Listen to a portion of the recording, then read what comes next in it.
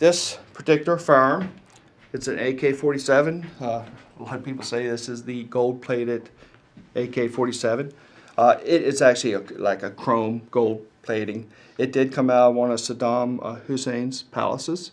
It was brought back to the United States illegally, and so it ended up in our collection.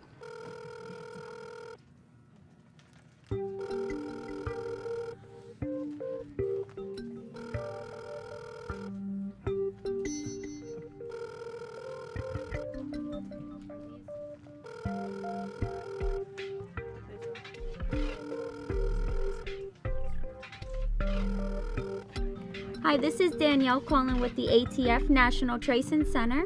I need your assistance with a firearm trace. You know, the question is, so why do you trace a gun? You know, what's it going to do for you? You find a gun at a crime scene, and the first question is, well, whose gun is it? ATF's the only agency authorized to trace guns in the United States, and we do it right here in West Virginia. Not everybody is necessarily aware that there's not a national registration system for guns.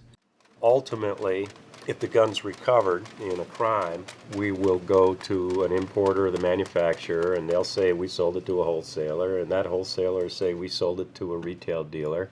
We'll call that retail dealer up, and that guy's going to go look in his file for that yellow piece of paper that you filled out and pull it up and read the name off of it to us. And that's how it works. Those are all in order. All of them are now, because he fixed 15, I fixed 14. Okay, they're just not.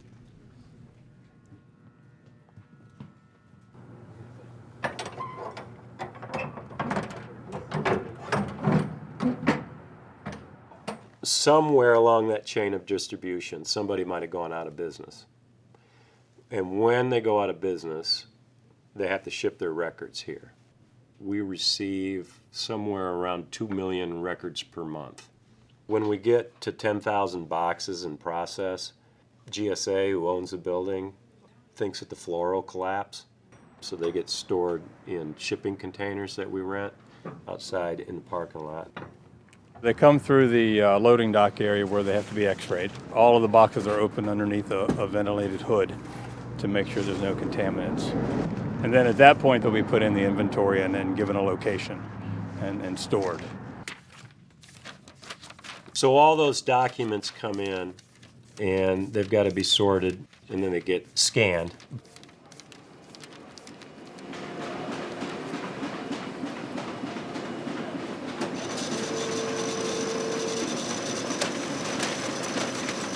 We're currently at the National Firearms Reference Collection, ATF. This is our vault area, and we'll go in here and take a look around. As you can see, it's like a big bank vault. Then we have different layers of security to get into it.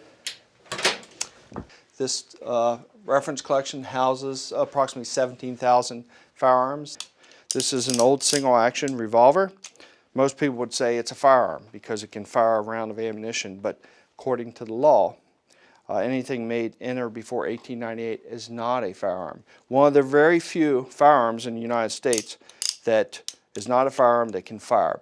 These are 50 caliber type sniper rifles, and they're also used for hunting, believe it or not, out west. And there's maybe someone that's handicapped and they can't walk as far. They'll set them up in an area, and these things can shoot a half a mile or more.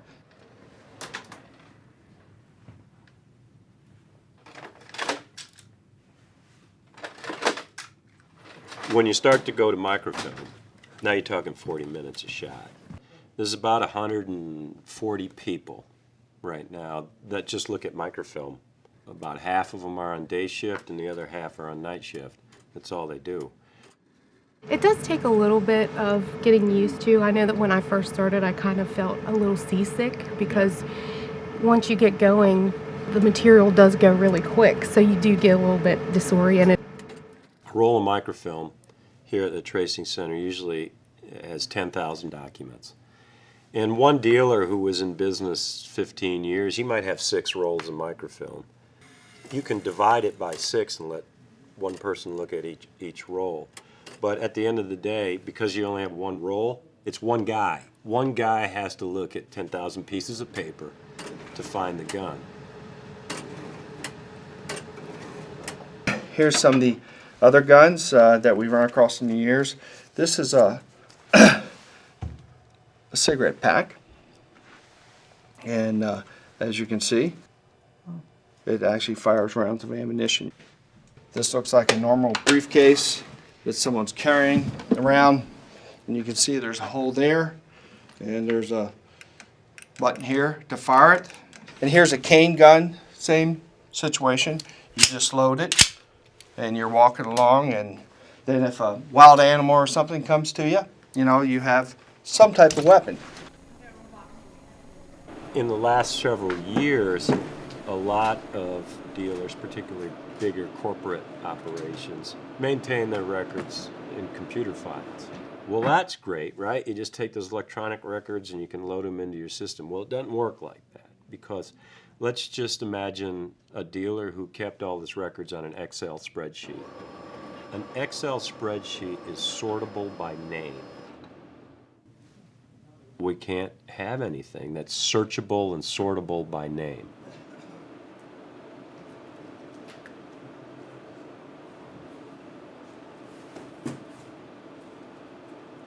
Basically what we're doing now is we have to have computer technicians isolate these records, and then we've got to turn it into something that's not searchable. So they got to convert them into PDFs, and then they actually convert that to a TIFF, and then they tag it with gun descriptions and FFL number, and then load it into the system.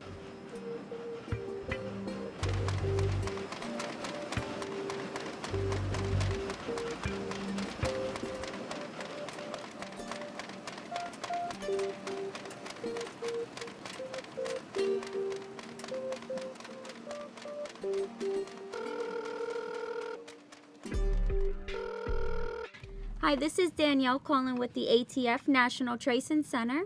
I need your assistance with a firearm trace.